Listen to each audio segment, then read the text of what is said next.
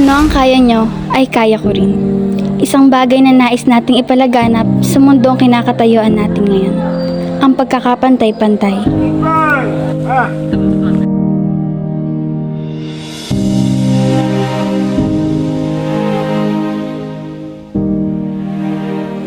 Dito sa isang sitio ng Barangay San Nicolas, matatagpuan ang sinasabing si Lolo Lito.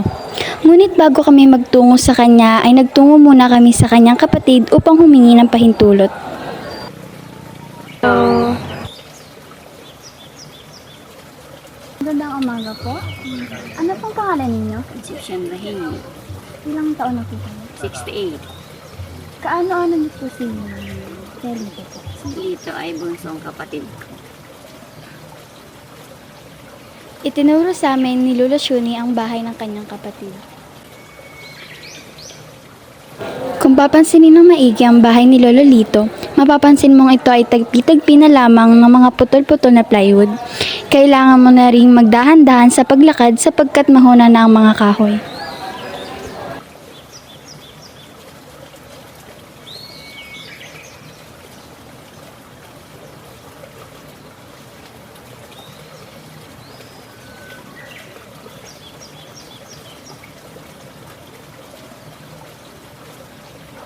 Pagdating namin doon, naabutan namin si Lolo Litong kumakain.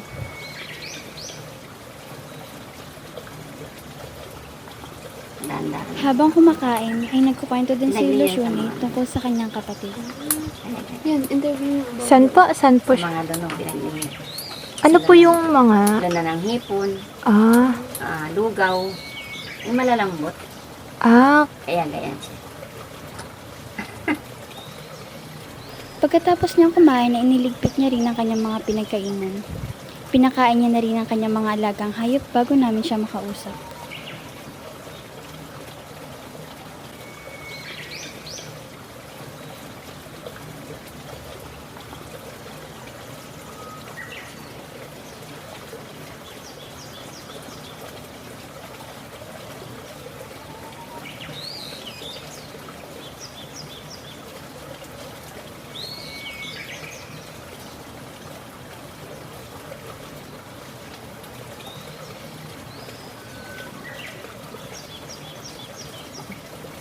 Hello po, magandang umaga po. Kami po ay mga estudyante ng San Isidro National High School. Andito po kami dahil po ay may ilan lang po kami katanungan po.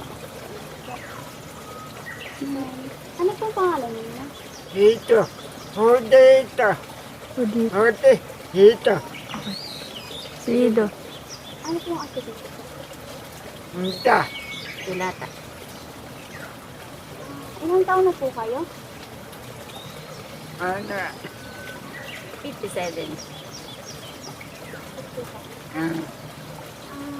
Sa pangaraw-araw niyo po, ano po yung mga ginagawa? Huwing.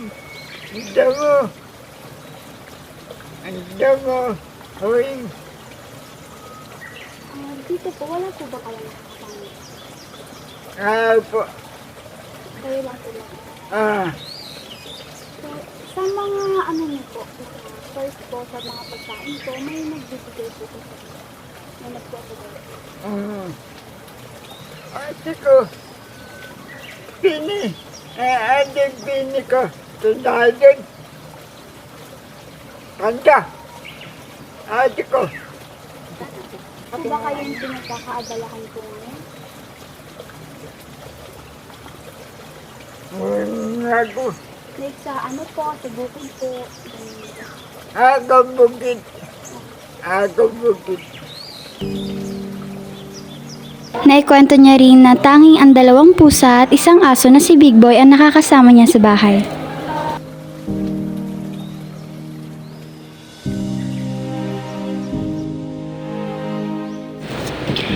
Sa loob ng isang araw, ang ginagawa niya ay ang pag-iigib ng tubig sa baba ng kanilang bahay, dala-dala ang mga container.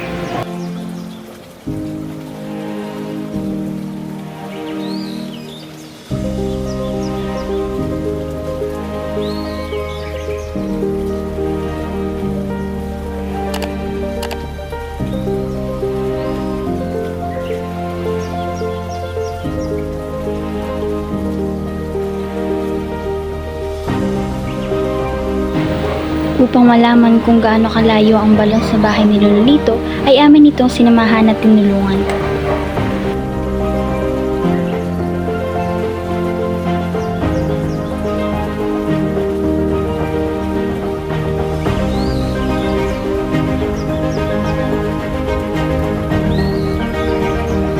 Hindi man ganun kalayo ang balon sa bahay ni Lolo Lito, batid namin mahirap ito, lalo na sa kanyang alaga.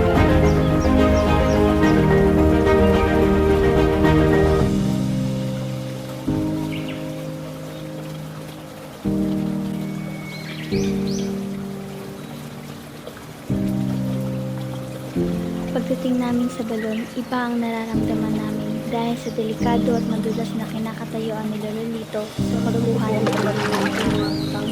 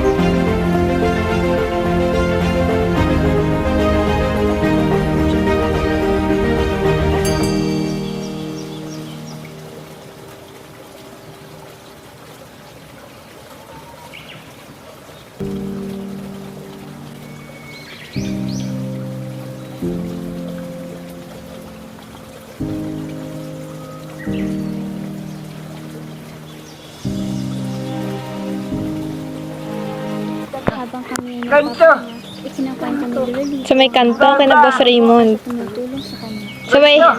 Sa may harap po ng tindahan. Ganito. Oho. Doon. Ate ko. Tindahan. Opo. Anong oras po kayo pumupunta po? Una, atuli. Una. Duli. Alauna po. Tapos po, ano pong ginagawa niyo? Bigat. Bigat. Kain.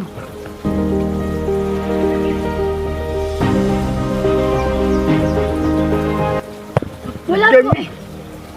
Yun lang yung, ito po, mga pagtatabo lang po yung ginagawa niyo po sa umaga. Hindi po kayo. Yung hindi nila po. Yung pagtatabo. Okay. Uy. Tuwing kailan po? Una. Lunes po. Wala po kayong katulong sa pagguling, kayo lang po. Hindi. Wala. Wala po. Ano po, yung... Happy kakay. Happy ko. Taga. Ano po? Saan po kayo kumukuha po na pinapanguling po? Doon ate ko. Dito. Doon daw sa ate niya. Doon po. Okay po. Ano to? Saan po kayo nag-aulin? Dito ko. Pwede po kaming kaya kumuha ng ulingin po ninyo? May uling pa naman po kayo? Ang dami. Madami po. Nasaan po? Nandun Samahan niyo po ako. Na ito na ay. Nasa loob po. Hoy, makote ulingin. Saan po kayo nag-auling? Dito. Dito. Dito.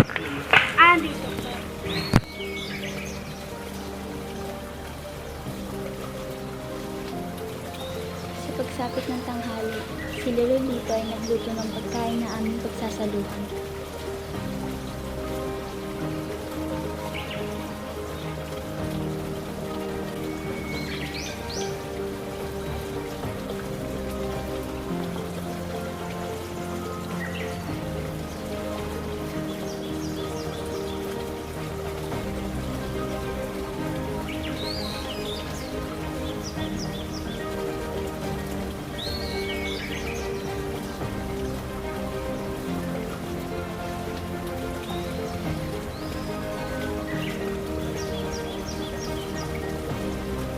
Si Lolo Lito ay nagsimula sa pagpapuhay ng kalan.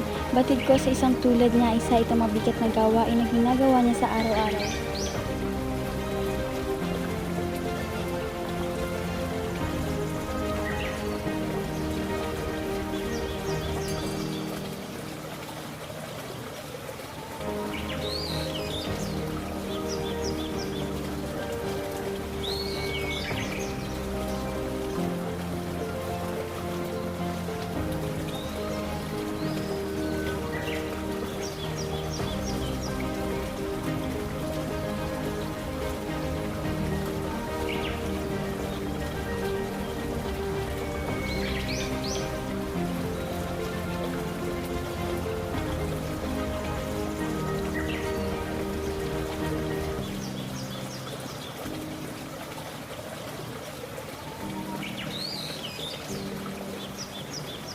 Habang ang iba kong kasamahan ay kumuha ng dahon ng saging upang doon kami kumain.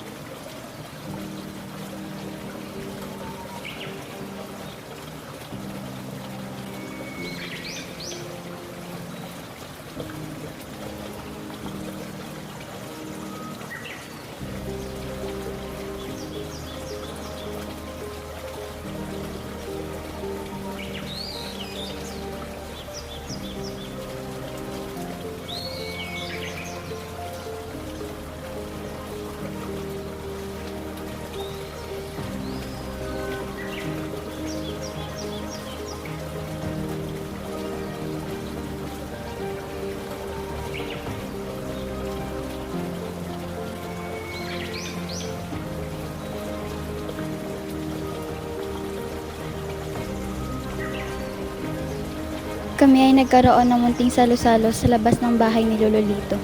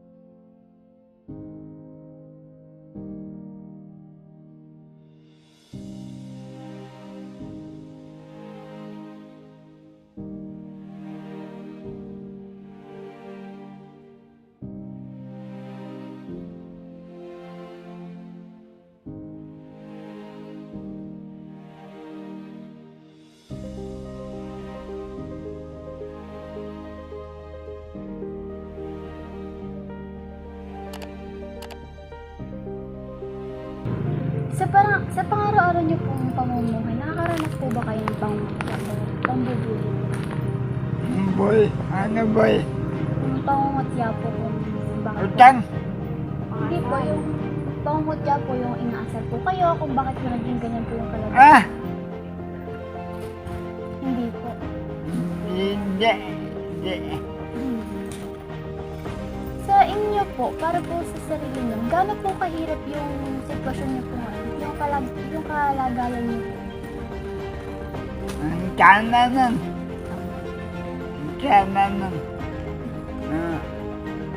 Hindi po ba kayo napapaisip sa sarili niyo po or napapatanong po sa sarili niyo sa mga kamag-anak niyo kung bakit po naging ganyan po yung sitwasyon niyo? Okay naman po sa inyo, wala naman po. Sa mga paano po pag nakakarinig po kayo ng mga salita na hindi po maganda para po sa inyo?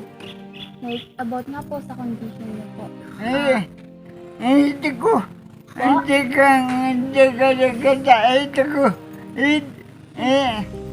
gabay. Hinahayaan niyo na lang po. Abay ko na. Hingi kayo. Ngayon po, sa pang-araw-araw niyo po.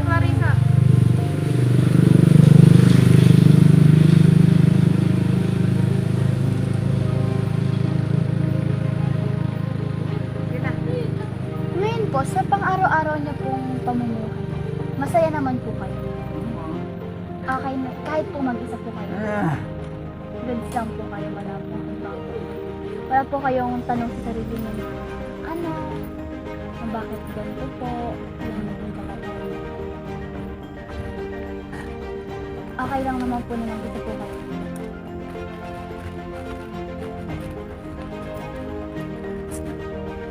Anong message niyo dun sa mga taong natulong sa kanya kapag ng mga ate niya?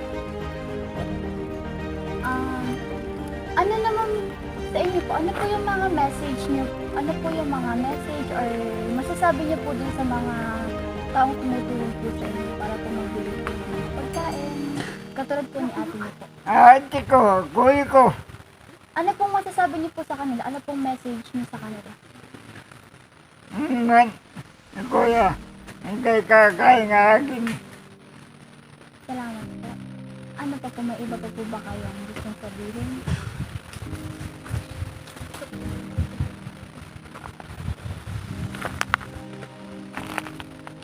Yun lang po. Ngayon po ay may ibibigay po kaming simple pong tulong para naman po makatulong po sa pang-araw-araw niyo po.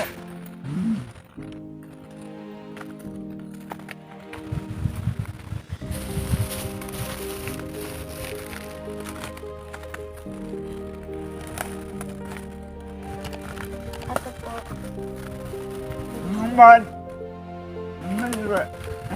Na nga. Kanya. Para po makatulong po sa inyo, makabawas po sa mga financial. Hindi kaya? Ibang ano nga. Tapos pakaway mo.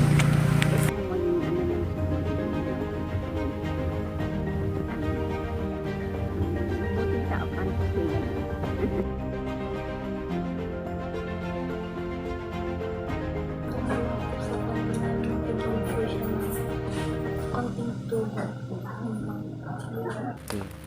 Ngayon, na-realize ko din na ang hirap pala ng kalagayan ni Lolo Lito. Lalo na kung wala kang katulong dito sa kanila. Based sa experience ko at sa mga nagawa din po namin, ang hirap po talaga ng kalagayan niya. Pero saludo po ako kasi nakaya niya pong i-handle lahat yun sa araw-araw na yun. Katulad na lang po nung ginawa naming pagtatabo kanina. Hindi po ganun kadali, lalo na kung may special nga po siyang kalagayan. Do hindi naman po ako nagtulong dun sa mga pinagagawa nila kanina sa tulad ng pagtabo, pagluto, and then iba pa. Kahit taga-video lang po ako ay kita ko naman po na ang bawat isa na hihirapan po dun sa ginagawa nila. Like, kung hindi ka po sanay magtabo, syempre mahirap po naman ng tubig, lalo na gubat yung pinagpupuan. Kahit hindi ganun kalayo ay kung hindi sanay yung katawan mo sa ganun, dahil kung may patubig naman sa inyo, nakakapagod talaga na gawin yung ganung bagay. Then yung pagluluto, hindi siya yung like yung mayaman style na nakasiling sila. Yung kailangan mo talaga hindi siya suffer, pero kailangan mong tiisin yung usok na sumasampal sa mukha mo para lang paapoy mo yung paglulutuan din. Yun, hindi mo talaga malalaman yung sitwasyon o hindi mo masasabi na madali yung ginagawa nila hanggat hindi ikaw yung gumagawa.